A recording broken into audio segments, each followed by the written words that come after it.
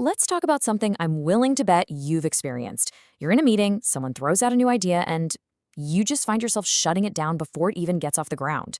Or maybe you're defending a process just because, well, that's how we've always done it. Today, we're going to talk about that resistance, a hidden barrier to growth that I like to call the mental monolith. So let's just start with this question right here. When a new, maybe challenging idea comes your way, what's your mind's gut reaction? Does it instinctively build walls to protect what it already knows, like a fortress?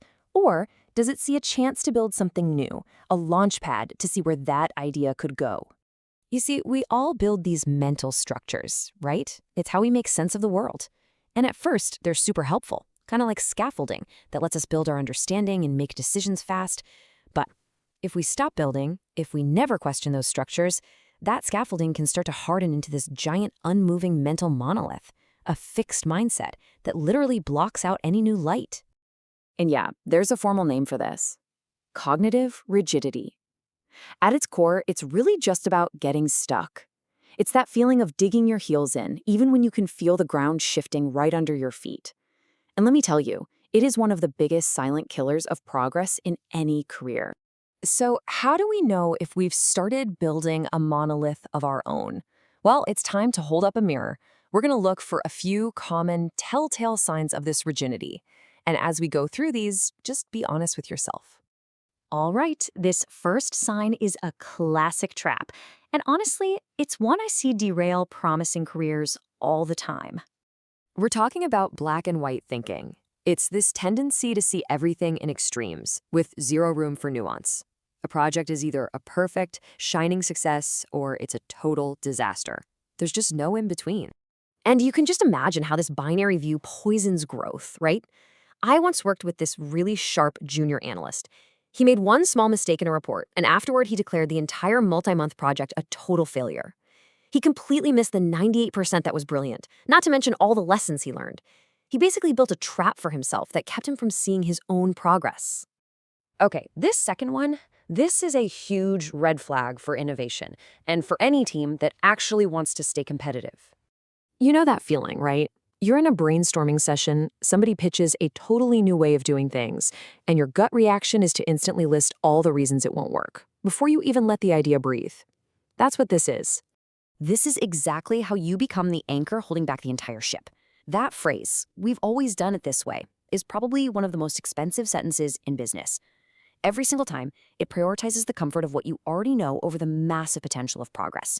And this third sign, man, this is something that is absolutely crucial to master if you ever want to lead or even just be a great teammate. This is all about how you handle information that challenges your work. So when your manager gives you a note, do you actually hear the suggestion for improvement, or do you just hear an accusation of failure? This defensiveness, it builds an invisible wall around you. I've personally watched brilliant people completely derail their careers because they just couldn't hear feedback.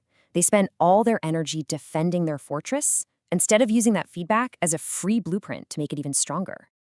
Look, these are just 3 of the 8 signs mentioned in the source material, but they're a really powerful place to start.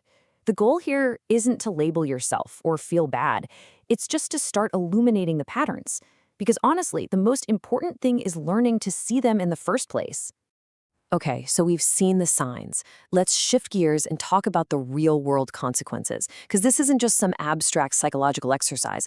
Cognitive rigidity has a very real, very tangible impact on your performance, your reputation, and your whole team's success. I mean, just look at this contrast. When you're talking about feedback, the rigid mind sees a threat. The flexible mind sees it as a gift. It's free data on how to get better.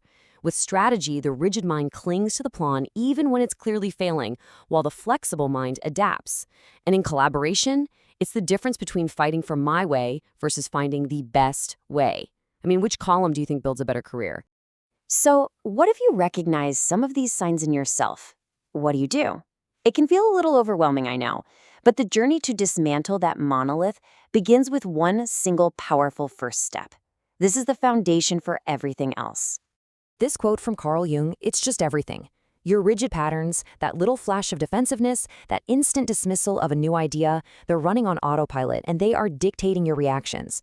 You'll just think, well, that's just how I am, and you'll call it fate. But the very second you become aware of that pattern, you start to take back control. The goal isn't to wake up tomorrow as a totally different person. The real practical first step is to practice a simple 3-word technique. Pause, label, question. So the next time you get feedback and you feel that defensive wall go up, just pause for 1 second. Then label the feeling. Okay, this is my defensiveness kicking in. And then question it. What if there's just 1% of truth here that I can use? That right there is the chisel in action. So that's what I'll leave you with.